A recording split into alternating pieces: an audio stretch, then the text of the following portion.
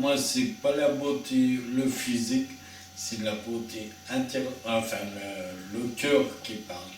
Alors donc, Pascal est descendu, il a vécu à la maison pendant 3 mois pour savoir si je pouvais m'occuper d'une personne en situation d'handicap. Alors donc, fin 2010, décembre 2010, on est revenu ici car j'ai vu que je pouvais m'occuper de Pascal, mais mon appartement n'était pas adapté pour Pascal. Il y avait une baignoire, 5e étage, l'ascenseur tombait régulièrement en panne. Et on est revenu ici, on a vécu tous les deux un peu et on a décidé de se marier. Pascal, ses parents avaient eu très peur qu'il ramène une pain beige, et quand je suis arrivée, ils m'ont ouvert les bras, ils m'ont accueilli, je ne peux pas vous dire comment, sa sœur et son frère aussi, et c'est une famille qu'on s'entend. Donc la fille de bébé, qui s'appelle Cathy, m'a accepté de suite et maintenant elle me considère comme son père. Et ses enfants, maintenant ils m'appellent papy. Moi je suis la nièce de Pascal et pour nous, pour la famille, c'était l'essentiel qu'ils soient heureux, et que je trouve que Cathy s'occupe très bien de Pascal et qu'ils sont très heureux ensemble. Allez, donc on était au lavoir aux lumières de chat et Laura avait Belle et moi je poussais Pascal et il fallait monter la côte. Et c'était très dur. Et il y a un monsieur et 35, 40 ans. Il m'a dit, vous voulez que je vous aide? On lui a dit oui.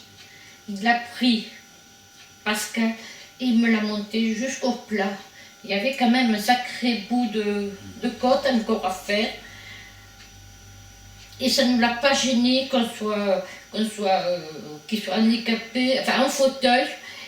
On a été, disons, unis dans ce moment-là. Et c'est pas nous qui lui avons demandé. C'est parce qu'il y avait des jeunes. C'est venu. Puis il y avait des jeunes blonds et qui nous ont rien demandé, tandis que lui, ça c'est sorti du fond du cœur, cet homme-là. Et ça, c'était très important. Enfin, surtout par ici, ça Par rapport à l'handicap, tu vois, ils ne savaient pas comment le regarder. On a l'impression. Tu vois. Alors, ils ont peur de regarder Pascal parce qu'il est en fauteuil. Et par moments, tu sens les gens me regarder à moi, que je pousse Pascal, et ça, je trouve ça... Et bien, je m'arrête, puis j'ai fait un bisou. Comme ça. Et ça, devant tout le monde. Oui, mais pas, tu vois, comme tout à l'heure, un petit bisou. Oui. Devant tout le monde, comme ça. Et ils étaient étonnés? Il y en a, oui, qui sont étonnés. Ça veut dire que même si je suis plus vieille que lui, que c'est mon mari. Et tu n'as pas honte? Non.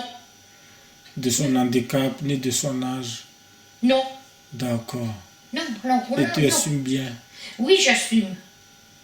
D'accord. Même si on va dans des endroits, ça m'est arrivé qu'on m'a dit « Votre fils, oui. Je réponds « Non, mon mari ». Des fois, avec la différence d'âge, ils prennent bébé pour ma mère.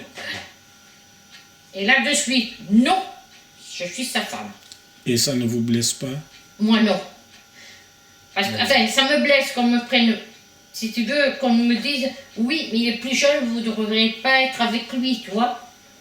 Mais du moment que moi, je me sens, que je réponds, que je fais bien comprendre aux gens qu'il n'y a pas que la différence d'âge pour aimer.